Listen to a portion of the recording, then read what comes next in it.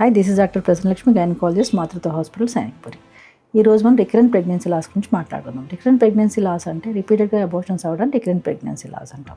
దీనికి కారణాలు ఏముంటాయంటే ఫస్ట్గా జెనెటిక్ కాజెస్, క్రోమోజోమల్ అబ్నార్మాలిటీస్ వచ్చే main reason for the recurrent abortions, and hormonal causes like uncontrolled diabetes or undiagnosed diabetes or thyroid diseases. Any hormonal disturbance will cause the recurrent pregnancy loss. And anatomic causes అంటే యూట్రస్లో వచ్చే septum కానీ subseptum and fibroids in the cavity, uterus క్యావిటీలో వచ్చే fibroids కూడా recurrent pregnancy లాస్కి కారణమవుతాయి.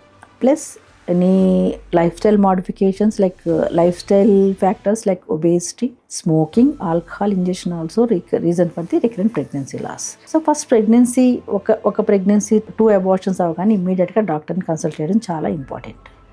ఎందుకంటే 2 అబార్షన్స్ అవగానే ఇమ్మీడియట్గా డాక్టర్ని కన్సల్ట్ చేసి కొన్ని స్పెషల్ టెస్ట్లు అయితే కంపల్సరీ చేయించుకోవాలి. మేల్ ఫ్యాక్టర్ అంటే హస్బెండ్కి వచ్చి కంపల్సరీ సెమెన్ అనాలిసిస్ చేయించుకోవాలి.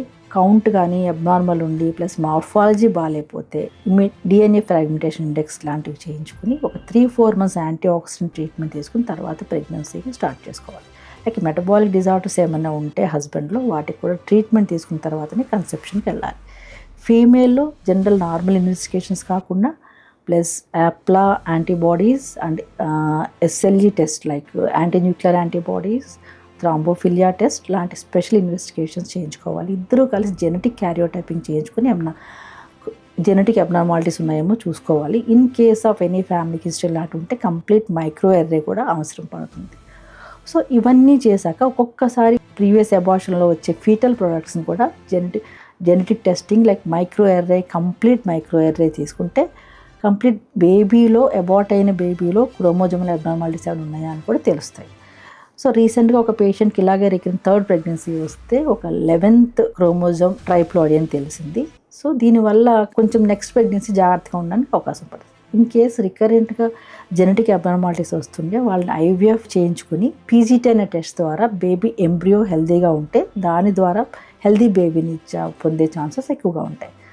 సో ఎక్కువ 2-3 అబార్షన్స్ అయినప్పుడు కంగారు పడకుండా కంపల్సరీ అన్ని టెస్టులు చేయించుకుని ఒక మంచి స్పేసింగ్ ఇచ్చి ఫోలిక్ యాసిడ్ లాంటి డ్రగ్స్, మెడిసిన్స్ తీసుకుంటూ హెల్తీ లైఫ్ స్టైల్ ఫాలో అయ్యి స్మోకింగ్ కానీ కెఫీన్ కానీ ఇంకా ఎన్ని అలవాట్లు కంప్లీట్ స్టాప్ చేసుకుని ఒక ఇంటర్ ప్రెగ్నెన్సీ ఇంటర్వల్ అంటే మంచి స్పేసింగ్ ద్వారా నెక్స్ట్ ప్రెగ్నెన్సీకి వెళ్తే 60-70% పీపుల్కి నార్మల్ బేబీ, హెల్తీ బేబీ వచ్చే ఛాన్సెస్ ఉన్నాయి.